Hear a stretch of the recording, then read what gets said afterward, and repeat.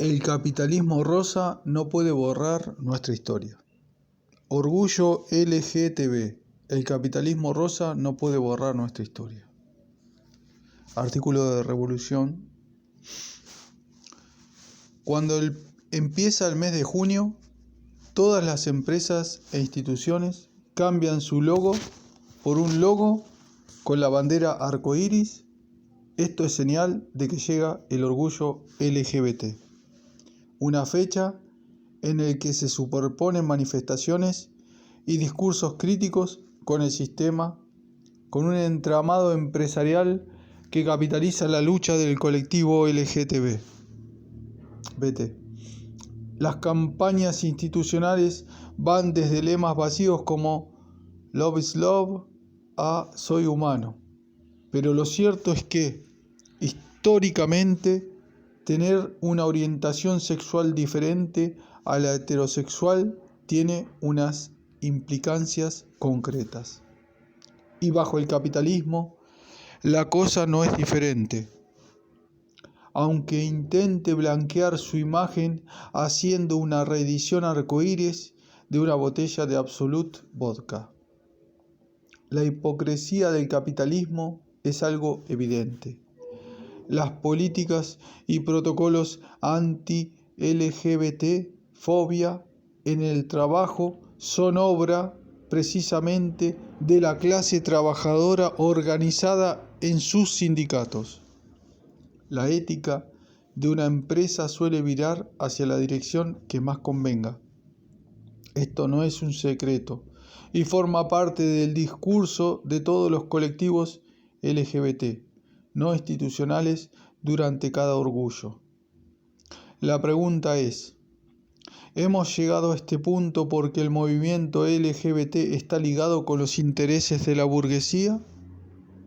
Si hacemos un repaso histórico, comprobaremos que no es así, que nuestra historia está ligada a la lucha de la clase trabajadora y que, aparte de blanquear empresas, el capitalismo también se aprovecha de la apropiación de relatos para despolitizar el colectivo.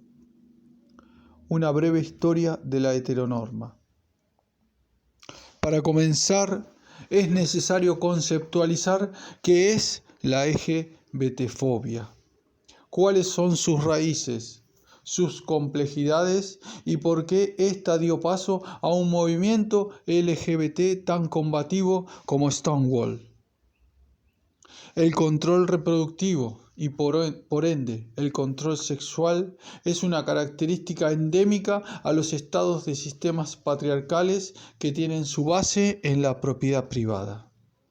La heteronorma, entendiéndose como la heterosexualidad como el modelo deseable de relación, tiene su origen en el cambio de sistema de la comuna primitiva a la sociedad de clases cuando se empezó a regular la sexualidad.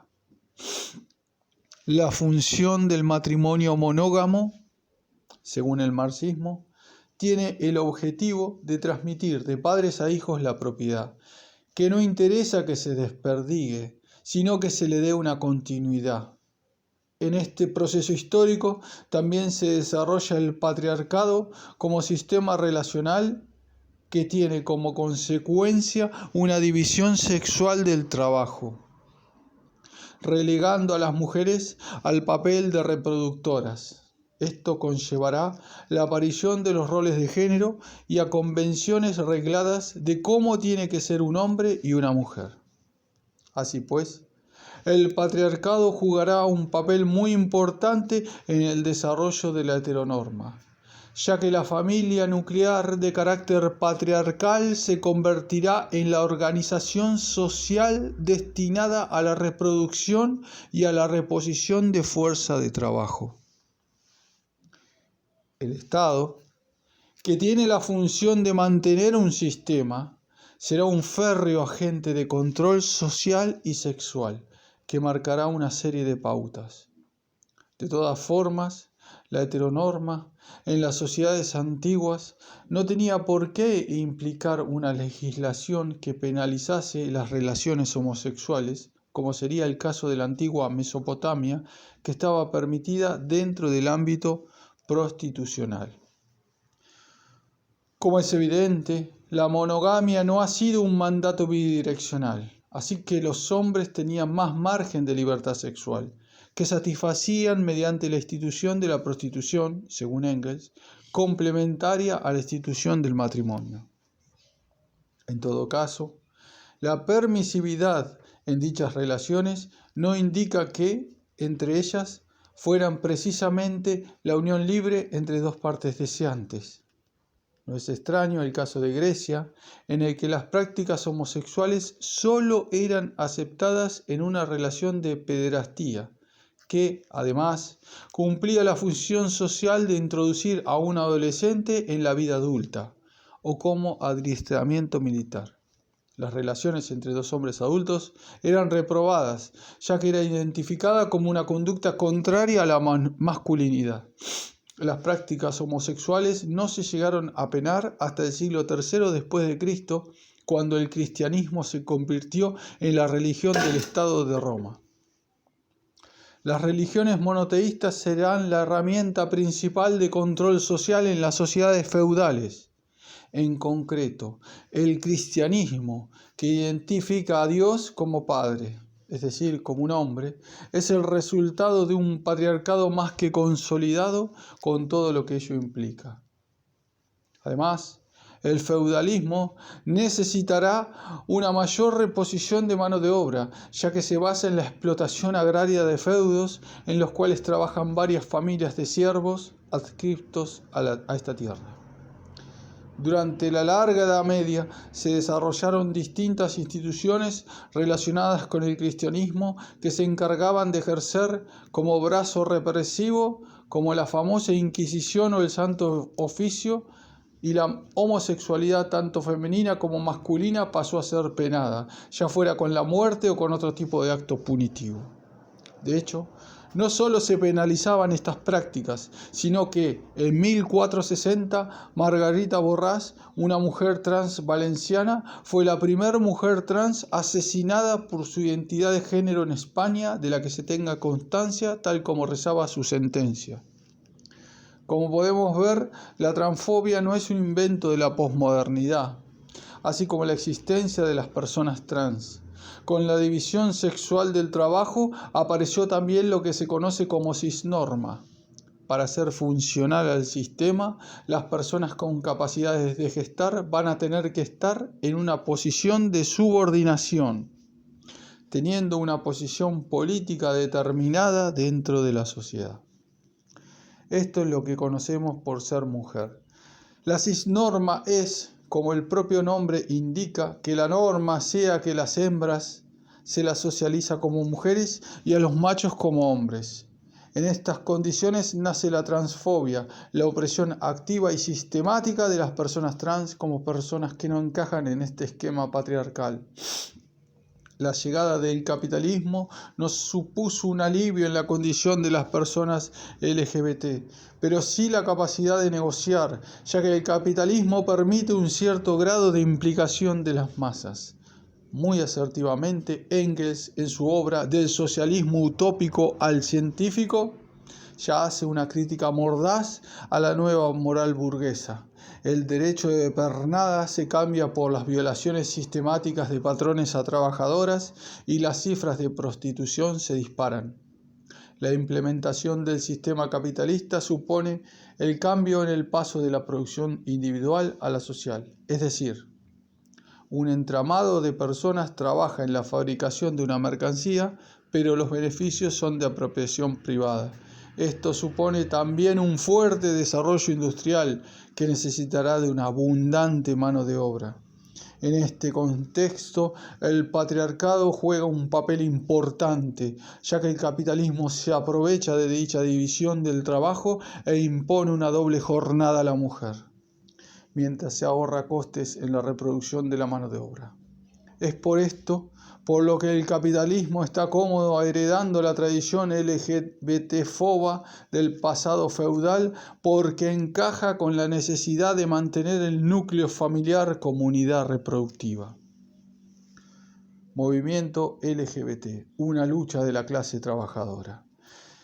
Es entonces En este contexto, mientras que nace el movimiento obrero y el movimiento feminista, surge también un movimiento LGBT, que tendrá sinergias inmediatas con los dos anteriores.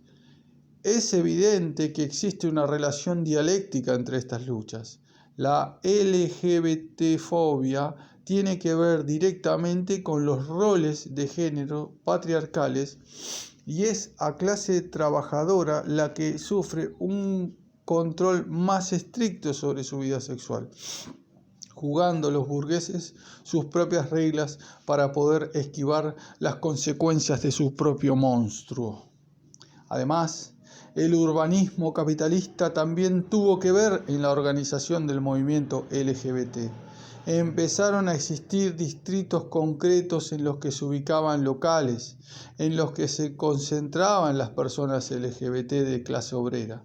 Como prueba documental contamos con la publicación de Hirschfeld de 1904-5, en la que analizaba la subcultura LGBT berlinesa, en la cual existían tanto bares como sitios de encuentro o incluso una agencia de citas para lesbianas. Es decir, antes las experiencias estaban atomizadas, pero ahora existían espacios compartidos. También el hecho de que existiera un margen de negociación y la posibilidad de conquistar ciertos derechos democráticos afianzó este clima de unidad. El consenso es que el movimiento LGBT empiezan con las revueltas de Stonewall, pero la primera experiencia de lucha del colectivo LGBT por una mejora de las condiciones sociales en materia de libertad sexual se da en Alemania a fines del siglo XIX, siendo un país capitalista desarrollado. Y, además, con una ley especialmente contundente sobre la penalización de la homosexualidad, que amenazó con extenderse también al lesbianismo. Dicha situación legislativa trajo consigo una paulatina alianza entre gays y lesbianas, arrastrando a su vez a sectores del movimiento feminista y obrero socialista, del cual Magnus Hirschfeld, figura muy importante para el movimiento, participaba. Entre paréntesis. Las lesbianas eran muy activas dentro del movimiento feminista, pero sin salir del armario, además de que la policía impedía su asistencia a los actos de Scientific Humanitarian Committee, la primera asociación LGBT, entre paréntesis, debido a que se trataban temas sobre los cuales era ilícito e inadecuado que una mujer participara.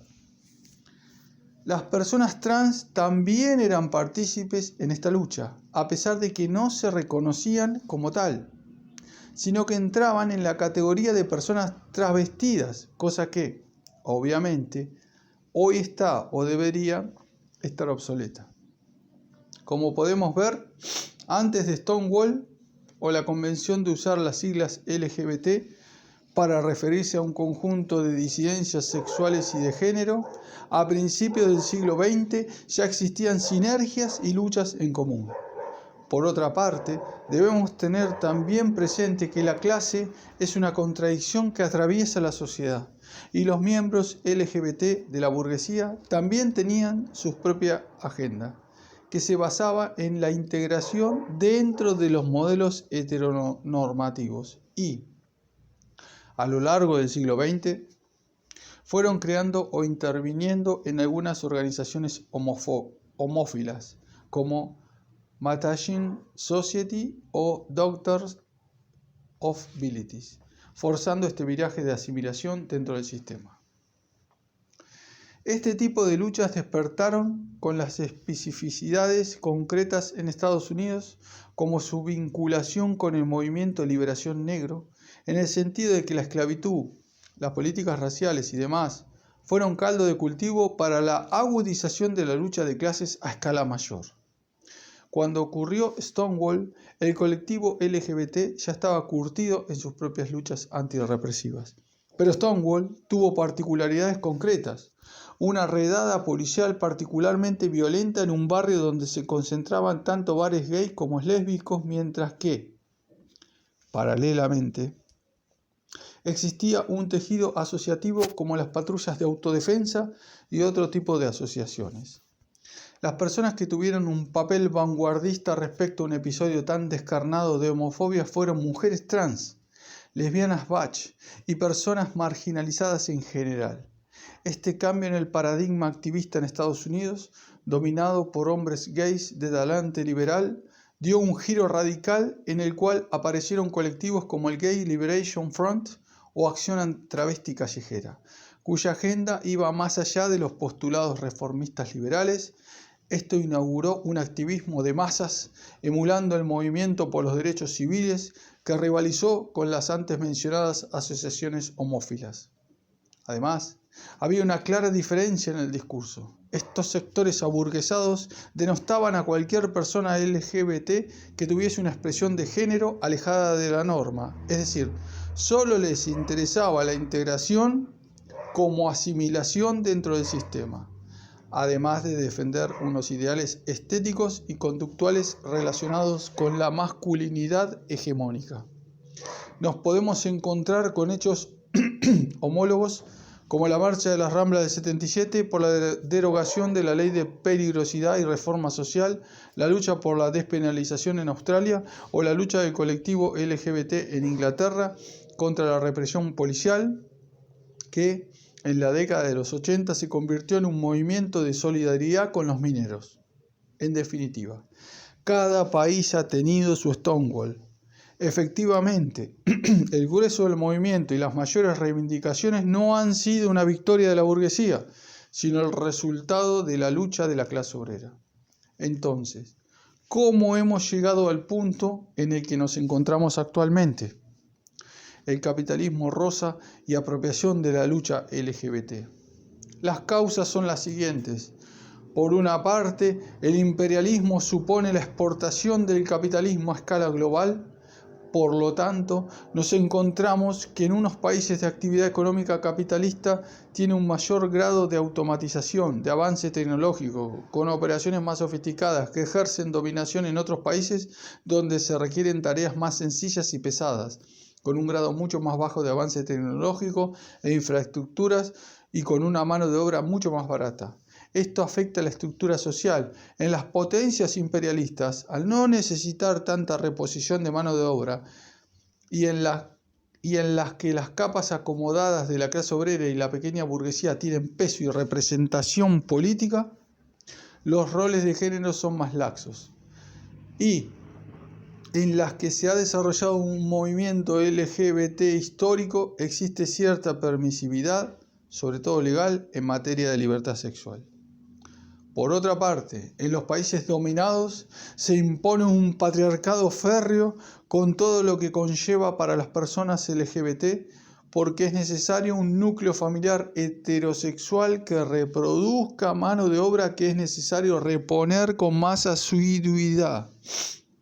En las potencias imperialistas, al haberse cumplido la mayoría de las reivindicaciones relacionadas con la no persecución y con el ejercicio de la libertad sexual, el capitalismo ha sabido sacar tajada de la situación.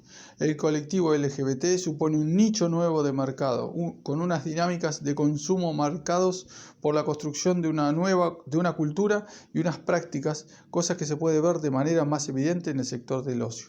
Es decir, el capitalismo ha fagocitado parte de la cultura y la identidad del colectivo LGBT como una consecuencia sine qua non de la inclusión.